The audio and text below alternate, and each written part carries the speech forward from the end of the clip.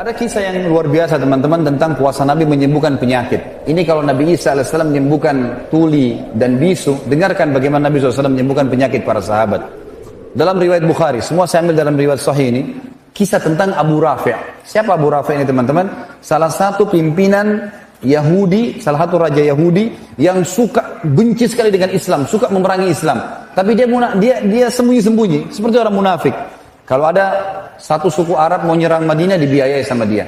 Kalau ada perempuan penari hina Nabi SAW, hina Islam, dibiayai sama dia. Kalau ada penyair yang menghina Islam juga dibiayai sama dia. Pokoknya dia bermain di belakang lah. Nabi SAW berkata setelah habis sholat subuh, lalu berkata, siapa yang menyelesaikan urusannya Abu Rafi'?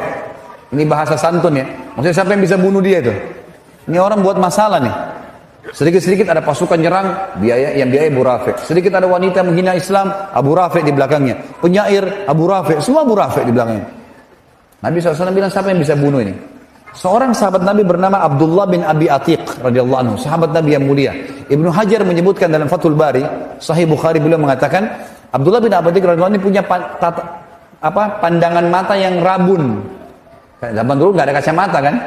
Jadi mungkin punya minus gitu. Jadi agak rabun matanya.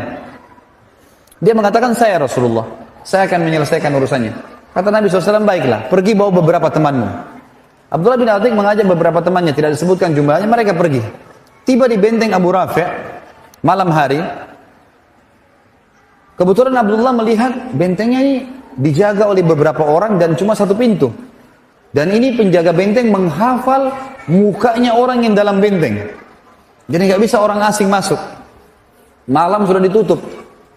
Maka teman-teman Abdullah mengatakan, kami mau istirahat dulu, hai Abdullah. Izinkan? Izinkan, silakan istirahat di seberang benteng gitu. Abdullah bilang, saya mau lihat dulu, siapa tahu ada jalan untuk masuk.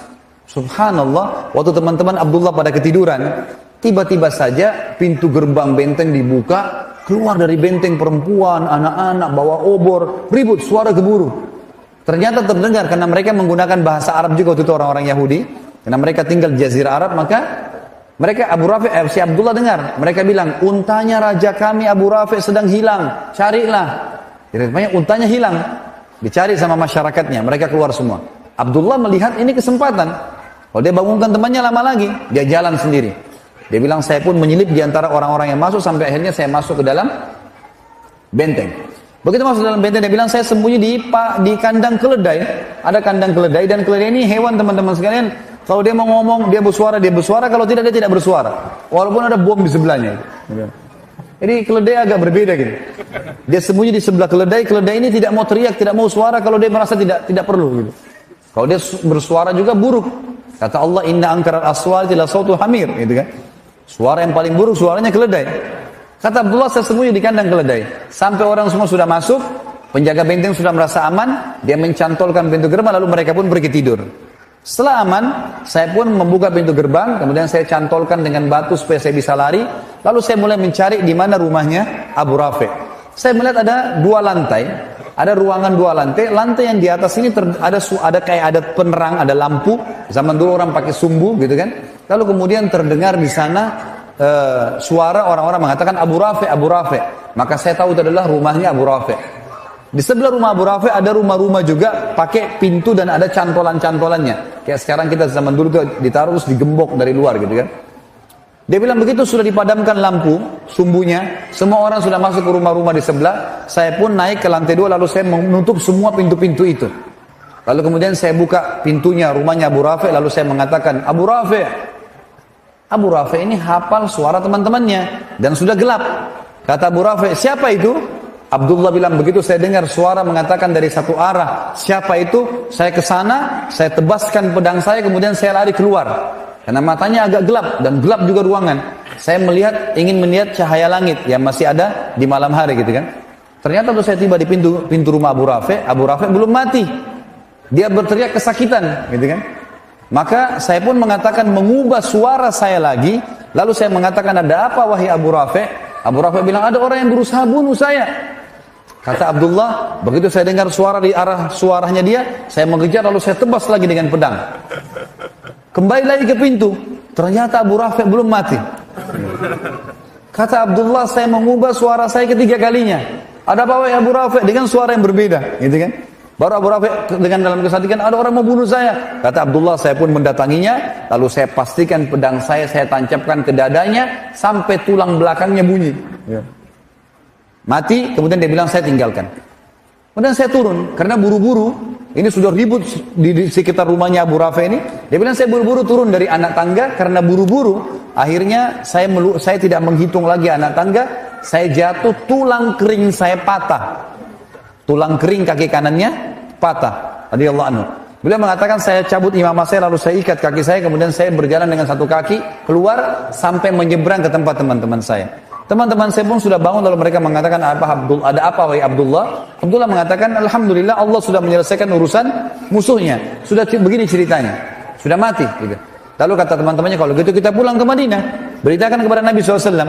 Kata Abdullah, sebentar, saya tidak mau pulang sampai saya pastikan Abu Rafi mati. Kalau kalian mau pulang, pulang aja dulu. Teman-temannya lalu pulang ke Madinah. Abdullah nunggu sampai pagi hari, terbit matahari, habis subuh lah. Biasanya tradisi orang Yahudi kalau ada pimpinan mereka mati, mereka naik ke menara-menara benteng, lalu mereka menyampaikan kalau si fulan mati. Pagi-pagi terdengar suara dengan diteriak-teriakin, Abu Rafi mati terbunuh semalam. Barulah Abdullah mengatakan, saya tenang, dia pulang ke Madinah. Tiba di Madinah diberitakan kepada Nabi SAW. Lalu Nabi mengatakan, alhamdulillah dan semoga Allah membalas kalian dengan kebaikan. Tapi Abdullah bilang, ya Rasulullah, tapi kaki saya patah. Nih, tulang keringnya patah, nggak bisa jalan. Kata Nabi SAW, ubsut rijlak, luruskan kakimu ke arah saya. Diluruskan, lalu Nabi SAW meludahi lukanya. Ya, Abdullah, kata Abdullah, waktu Nabi SAW meludahinya, tiba-tiba saya bisa loncat dan bisa berlari. Tapi teman-teman, ini ludahnya siapa? Jawab dulu. Nabi SAW. Jangan pulang dari sini mengaku ludahnya bisa. Seperti Nabi SAW. Ini mukjizat, ya. Jangan salah paham ini. Karena pernah terjadi teman-teman sekalian, ada satu orang namanya Musailam al-Kadzab. Pernah dengar? Musailamah ini yang mengaku Nabi di zaman Nabi SAW. Makanya diberikan julukan Kadzab.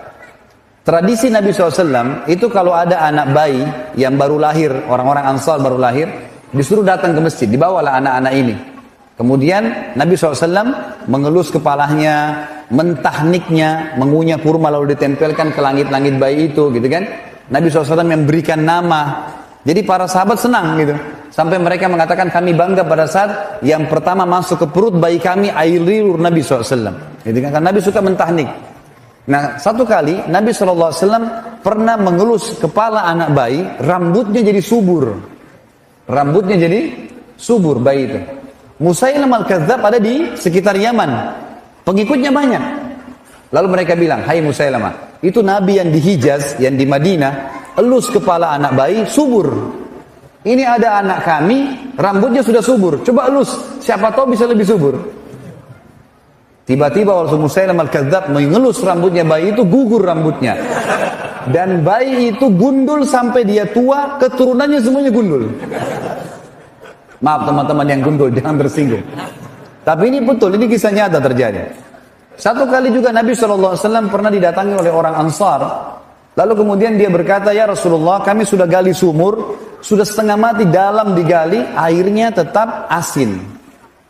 Coba lihat ya Rasulullah. Nabi SAW datang. Lalu Nabi SAW berdoa kepada Allah, lalu meludah ke sumur itu. Meludah. Setelah itu airnya asin berubah jadi tawar. Rupanya pengikut Musailamah di Yaman dengar juga tuh. Hai Musailamah, itu Nabi yang di Hijaz tuh meludah ke sumur, asin jadi tawar. Ini ada sumur kami sudah tawar, coba kau ludah. Musailamah datang, lalu dia mantra-mantrain, dia ucap-ucapin macam-macam mantranya dia, kemudian dia meludah, berubah. Dalam hadis Bukhari dikatakan air sumur itu yang tadinya tawar menjadi lebih busuk daripada bau bangkai. Jadi jangan coba-coba.